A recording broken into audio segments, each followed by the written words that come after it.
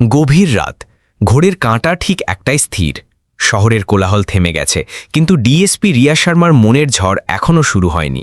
তিনি নিজের ঘরে গভীর ঘুমে আচ্ছন্ন, যেন বিশ্বের সব দুশ্চিন্তা তাকে স্পর্শ করতে পারেনি। কিন্তু রাতের নিস্তব্ধতা ভেঙে হঠাৎ তার ফোন বেজে উঠল। একটি কান্নায় ভেজা কণ্ঠস্বর তার ঘুম ভাঙিয়ে দিল, আর শুরু হলো এক নিরলস সংগ্রাম, ন্যায়ের জন্য, সত্যের জন্য, আর পরিবারের জন্য। এই গল্প শুধু অপরাধের বিরুদ্ধে লড়াই নয়, বরং একজন নারীর সাহস, দৃঢ়তা এবং আইনের প্রতি অটুট বিশ্বাসের কাহিনী। রাতের ঠিক 1টা বেজেছিল। ডিএসপি রিয়া শর্মা নিজের ঘরে গভীর ঘুমে আচ্ছন্ন ছিল। হঠাৎ তার ফোন বেজে উঠল। ফোনের তীক্ষ্ণ শব্দে তার ঘুম ভেঙে গেল। ঘুমের ঘরে তিনি কলটি রিসিভ করলেন। কল রিসিভ করতেই ওপাশ থেকে কান্নার সুরে একটি কণ্ঠস্বর ভেসে এলো। দিদি, আমার স্বামীকে কিছু গুন্ডা জোর করে ধরে নিয়ে গেছে। দয়া করে কিছু করো দিদি, আমি খুব ভয় পেয়েছি। রিয়া ঘাবড়ে গেলেন। তিনি তৎক্ষণাৎ জিজ্ঞেস করলেন, কি বললি? অর্জুনকে গুন্ডারা ধরে নিয়ে গেছে? কিন্তু কারা ছিল তারা, আর কখন নিয়ে গেল? ফোনে তার ছোট বোন প্রিয়া ছিল। সে কাঁদতে কাঁদতে বলল, দিদি, কাল রাতে হঠাৎ কিছু গুন্ডা আমাদের বাড়িতে ঢুকে পড়েছিল।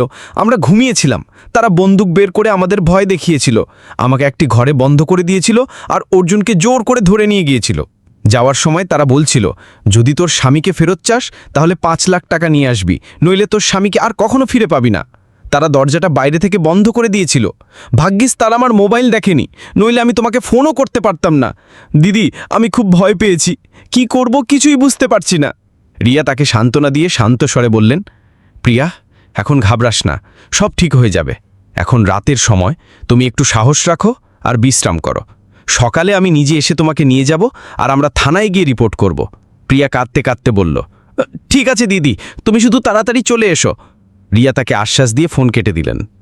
সকাল হতেই রিয়া তাড়াতাড়ি উঠলেন। তিনি তৈরি হয়ে লাল রঙের শাড়ি পরে প্রিয়ার বাড়ি পৌঁছে গেলেন। প্রিয়া দরজার কাছে বসে তার অপেক্ষায় ছিল। দরজা খুলতেই 2 বোন একে অপরের গলা জড়িয়ে কেঁদে উঠল। প্রিয়া পুরো ঘটনাটি আবার বিস্তারিতভাবে বলল। রিয়া তার বোনকে সঙ্গে নিয়ে তৎক্ষণাৎ চাঁদনি চক থানার দিকে রওনা হলেন। থানায় ডেস্কে ইন্সপেক্টর বিক্রম বসেছিল। রিয়া তার বোনকে নিয়ে তার কাছে গিয়ে বললেন, স্যার, এ আমার বোন প্রিয়া। কাল রাতে কিছু গুন্ডা তার স্বামী অর্জুনকে ধরে নিয়ে গেছে এবং 5 লাখ টাকা মুক্তিপণ দাবি করেছে। দয়া করে আপনারা তাড়াতাড়ি ব্যবস্থা নিন এবং ওই গুন্ডাদের খুঁজে বের করুন। ইন্সপেক্টর বিক্রম অলসভাবে চেয়ারে বসে বলল, আচ্ছা, তাহলে তোমার স্বামীকে ধরে নিয়ে গেছে, নিশ্চয়ই কোনো কারণে নিয়ে গেছে। এতে আমরা কি করতে পারি? এটা তোমার নিজের ব্যাপার, তুমি নিজেই সমাধান করো। আর হ্যাঁ, যদি চাও পুলিশ তাড়াতাড়ি কেসটা সমাধান করুক, তাহলে আজই 15,000 টাকা দিতে হবে, তবেই আমি কিছু করতে পারবো। এ কথা শুনে রিয়া হতবাক হয়ে গেলেন। তার মনে রাগের পাশাপাশি দুঃখ হলো যে একজন পুলিশ অফিসার ন্যায়ের বদলে ঘুষ চাইছে। তিনি সংযম রেখে বললেন, স্যার, এটা খুবই ভুল কথা। আইনে স্পষ্ট লেখা আছে যে প্রত্যেক নাগরিকের ন্যায় পাওয়া পুলিশের দায়িত্ব। আপনি যদি আমাদের কাছে টাকা চান তাহলে এটা সরাসরি অপরাধ। আমাদের ন্যায় চাই, ঘুষখোরি নয়। ইন্সপেক্টর বিক্রম ক্ষিপ্ত হয়ে উঠল। সে রাগে বলল, তুমি আমাদের আইন শেখাবে? তোমার মনে হয় তুমি আমার চেয়ে বেশি আইন জানো? বেশি কথা বলিস না, নইলে ভালো হবে না। এ কথা বলেই সে রাগে একটি জোরালো চড় রিয়ার গালে মেরে দিল।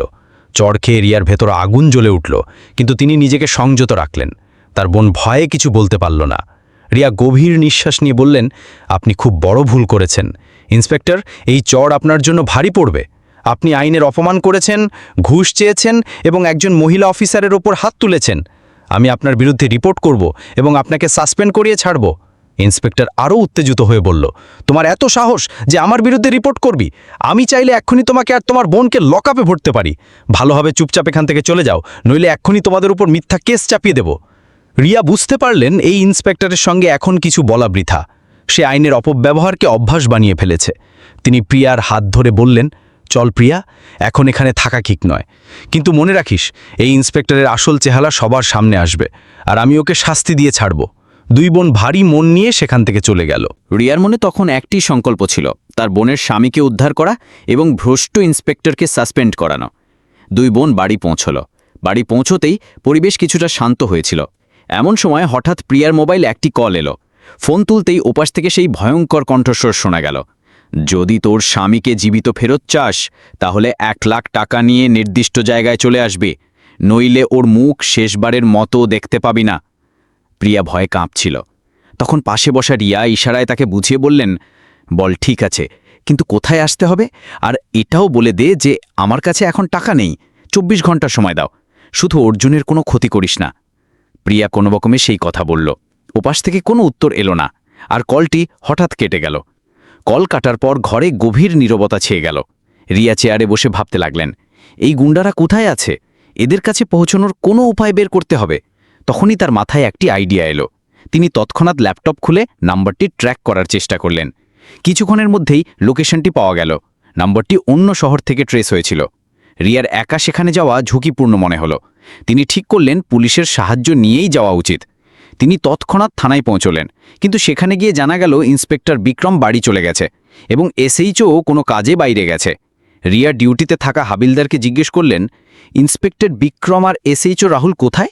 হাবিলদার বলল, ম্যাডাম, ইন্সপেক্টর বাড়ি চলে গেছেন আর এসএইচও স্যার এইমাত্র কোনো কাজে বাইরে গেছেন। এমন সময় দরজা গিয়ে এসএইচও রাহুল ঢুকতে দেখা গেল। তিনি রিয়াকে দেখেই স্যালিউট করে বললেন, ম্যাডাম, আপনি এখানে? সব ঠিক আছে তো? রিয়া গভীর নিঃশ্বাস নিয়ে বললেন, রাহুল, পরিস্থিতি মোটেও ঠিক নেই। আমার বোনের স্বামী অর্জুনকে গুন্ডারা অপহরণ করেছে। আমি লোকেশন ট্র্যাক করে ফেলেছি। আমাদের তৎক্ষণাৎ ব্যবস্থা নিতে হবে, কিন্তু একা যাওয়া ঝুঁকিপূর্ণ। আমাদের অন্তত ৩-৪ জন লোক দরকার। রাহুল বিনা দ্বিধায় সম্মতি জানালেন এবং 2 জন হাবিলদারকে সঙ্গে নিলেন। 4 জনের সরকারি গাড়িতে করে সেই লোকেশনের দিকে রওনা হলেন। লোকেশন তাদের দিল্লির একটি পুরনো জরাজীর্ণ বাড়িতে নিয়ে গেল।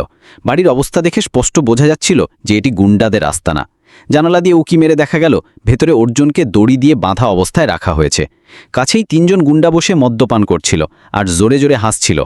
রিয়া প্রথমে চুপিসারে মোবাইলে রেকর্ডিং শুরু করলেন, যাতে পরে প্রমাণ থাকে। কয়েক মুহূর্তের মধ্যেই রাহুল এবং 2 হাবিলদারের সঙ্গে তিনি বাড়িতে ঢুকে পড়লেন। হাত তুলে দাঁড়াও! রিয়ার গম্ভীর কণ্ঠস্বরে গুন্ডারা চমকে গেল। 3 জনই পালানোর চেষ্টা করল, কিন্তু 4 পুলিশ অফিসার তৎক্ষণাৎ বন্দুক তাক করে তাদের নিয়ন্ত্রণে আনল। হাবিলদাররা দড়ি খুলে অর্জুনকে মুক্ত করল। প্রিয়ার স্বামী অর্জুন কাঁপছিল, তবে নিরাপদে ছিল। বাড়ি ফেরার পথে রিয়া অর্জুনকে জিজ্ঞেস করলেন, তোমার এদের সঙ্গে আগে কখনো কোনো শত্রুতা ছিল, নাকি কোনো কারণে তারা তোমাকে টার্গেট করেছে? অর্জুন কাঁপা কণ্ঠে বলল, না ম্যাডাম, আমি এদের চিনি না। এদের আগে কখনো দেখিনি, না বন্ধুত্ব না শত্রুতা। আমি বুঝতে পারছি না কেন তারা আমাকে ধরেছে। রিয়া তাকে আশ্বাস দিয়ে বললেন, এখন চিন্তা করো না, এই গুন্ডারা এখন আইনের হাতে, তোমার কোনো ক্ষতি হবে না। গুন্ডাদের থানায় নিয়ে লকআপে বন্ধ করা হলো। রিয়া জানতেন আসল লড়াই এখন শুরু হয়েছে। তার বোনের স্বামীকে বাঁচানোর পাশাপাশি ভ্রষ্ট ইন্সপেক্টর বিক্রমকে অনুমোচন করাও সমান জরুরি ছিল। তিনি মনে মনে ভাবছিলেন, আমাদেরই থানার ইন্সপেক্টর যার নাগরিকদের রক্ষা করার কথা, সে ঘুষ চায় আর মহিলাদের উপর হাত তোলে। যদি একে শিক্ষা না দেওয়া হয়, তাহলে এ আরও কতজনের শিকার করবে।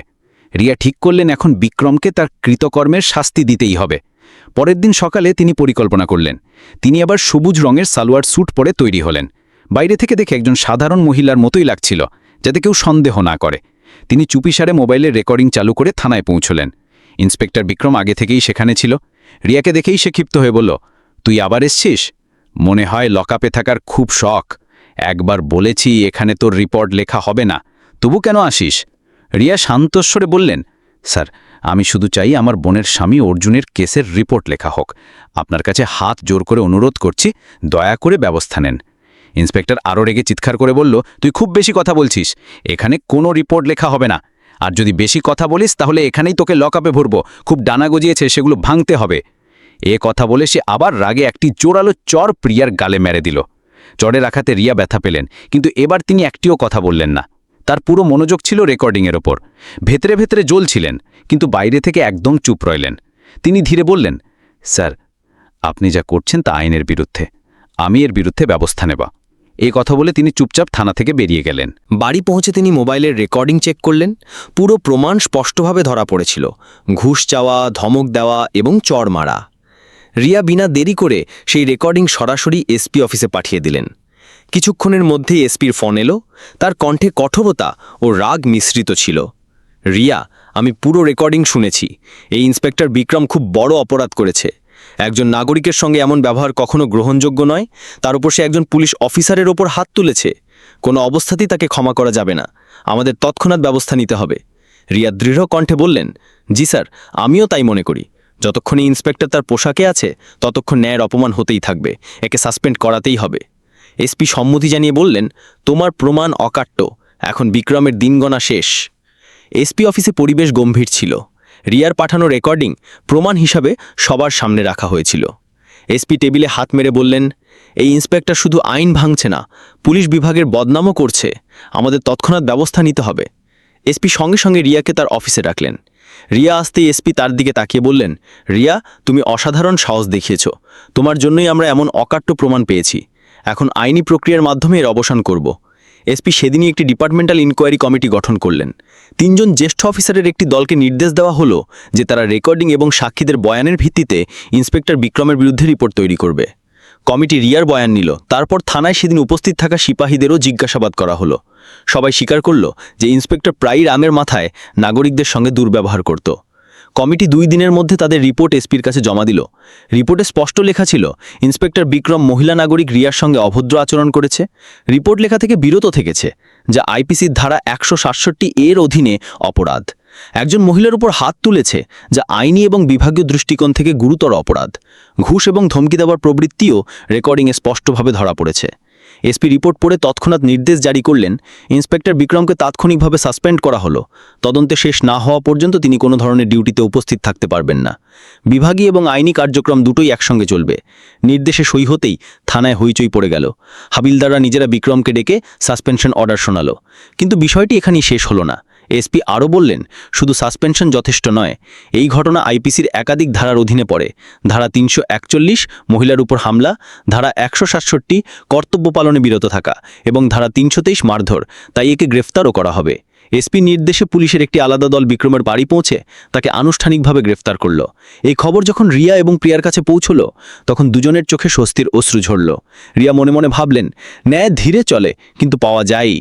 যদি সাহস আর প্রমাণ থাকে, তাহলে কোনো অপরাধী, সে পোশাক পরা হোক বা না হোক, আইনের হাত থেকে বাঁচতে পারে না। বন্ধুরা, এই গল্প যদি আপনাদের কাছে অনুপ্রেরণাদায়ক মনে হয়, তাহলে কমেন্টে অবশ্যই ভিডিওটি লাইক করুন এবং চ্যানেলটি সাবস্ক্রাইব করতে ভুলবেন না, কারণ আপনাদের একটি প্রতিক্রিয়া আমাদের এমন আরও অনুপ্রেরণাদায়ক গল্প আনার শক্তি দেয়। তাহলে বন্ধুরা, পরের ভিডিওতে আবার দেখা হবে। ততক্ষণের জন্য